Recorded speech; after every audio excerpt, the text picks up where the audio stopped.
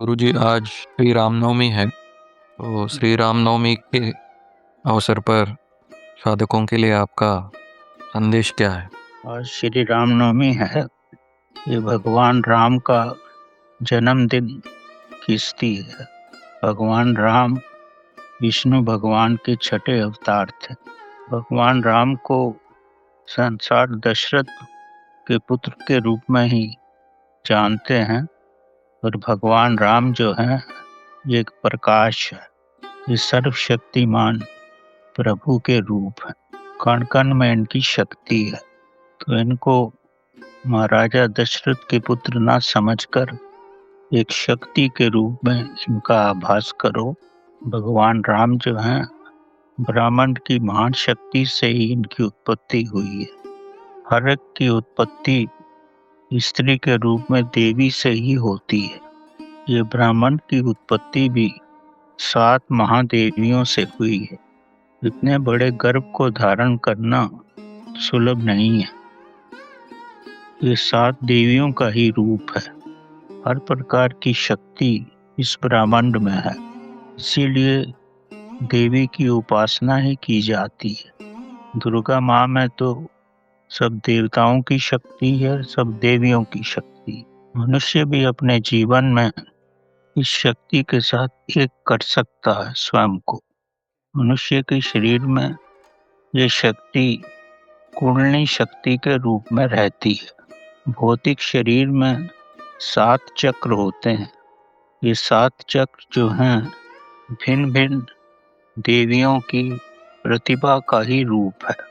मूलाधारा से प्रारंभ होकर जब ये शक्ति सहस्त्रारा में पहुंचती है, जैसे जैसे ये हर चक्र को भेद करती है, वैसे वैसे उस देवी की शक्ति मानव में किसी न किसी रूप में आने लगती।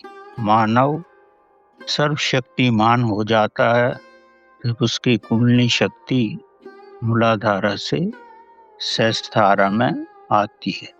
जब ये हृदय चक्र अनाहता में पहुंचती है तो मनुष्य में हर तरह के दैविक गुण आ जाते हैं। जब ये मणिपुर में होती है तो ओजस्व आता है, अग्नि की शक्ति आती है। जब ये शक्ति विशुद्धि में पहुंचती है तो वाक शक्ति आती है। उसके हर शब्द में अलग अलग प्रकार के कंपन होते हैं जो सुनने वाले को बड़े प्रभावित करते हैं। जब यही दैविक शक्ति अंजना चक्र में पहुंचती है तो यहाँ ये विश्राम करती है। ये शक्ति मेरुदंड से ही ऊपर आती। मेरुदंड जो है वो हनुमान जी की शक्ति का ही प्रतिबिंब है।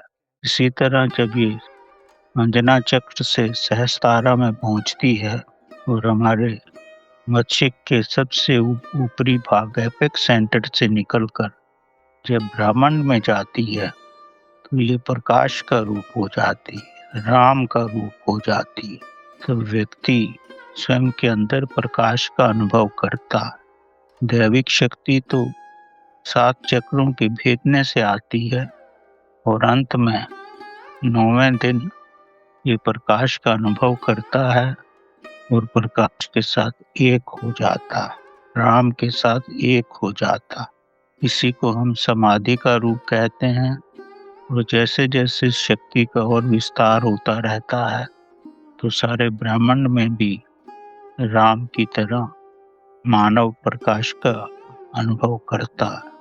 तब उसकी चेतना महाचेतना में मिल जाती है।